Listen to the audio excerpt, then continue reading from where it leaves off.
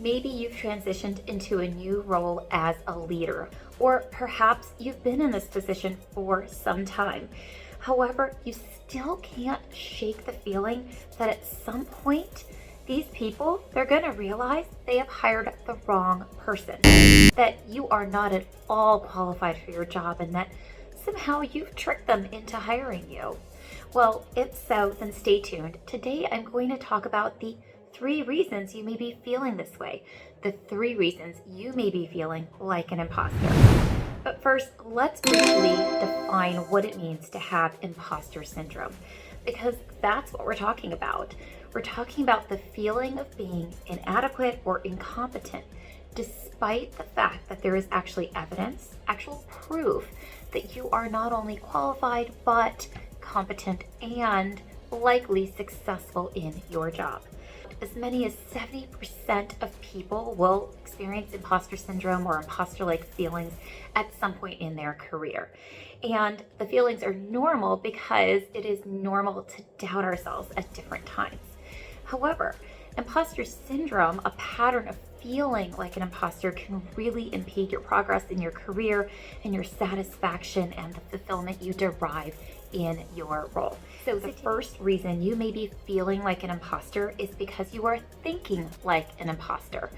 Do any of these sound familiar to you? Other people are smarter than me. If they really knew me, they'd be disappointed. I'm in over my head.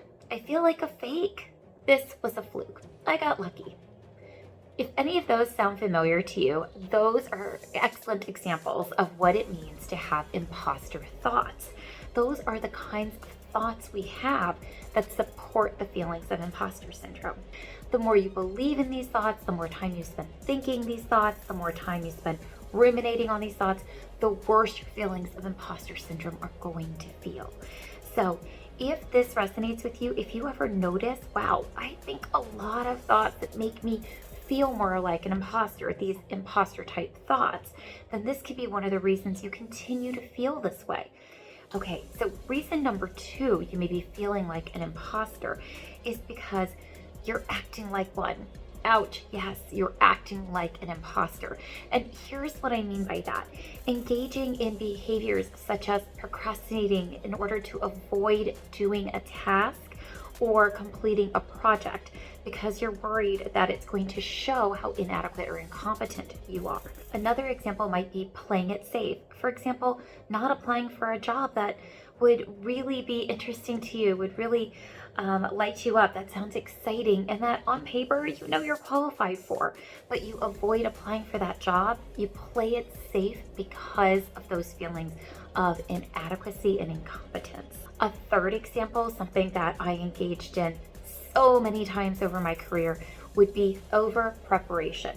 If this sounds like you, it may mean that you spend endless hours or just far beyond the amount of time really required to prepare for conversations, meetings, interviews, projects, etc., when you could spend less time and create just as good or the same amount of work.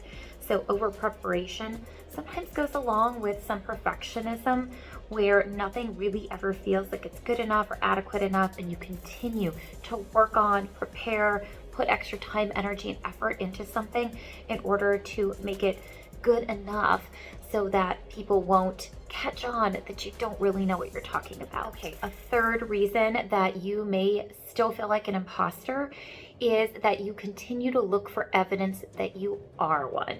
If you continue to look for evidence in your day and your interactions that you are an imposter, that you in fact don't know as much as anyone else in the room or as everyone else in the room, that you in fact are not as articulate or not as thoughtful, that you in fact weren't prepared because maybe you missed something in a meeting or in feedback that you were giving. If you continue to look for that proof, you will continue to reinforce those feelings as well. So those are 3 reasons that you may be continuing to feel like an imposter, or that you simply have feelings of imposter syndrome right now. You're either thinking like an imposter, you are behaving like an imposter, or you are looking for evidence that you are in fact an imposter, or you may be doing 2 or all 3 of those. If these resonated with you, if you find yourself going, yes, I actually do that, I do those things, and I have no idea how to stop, then I invite you to take a moment and subscribe and hit that notification bell, because my next 3 videos are going to talk about these 3 areas. I'll be releasing videos on how to interrupt the thought patterns of an imposter, how to stop behaving like an imposter, and how to stop proving to yourself that you actually are an imposter by looking for evidence in your everyday interactions and how you are showing up. Thank you for listening, and I'll see you in the next one.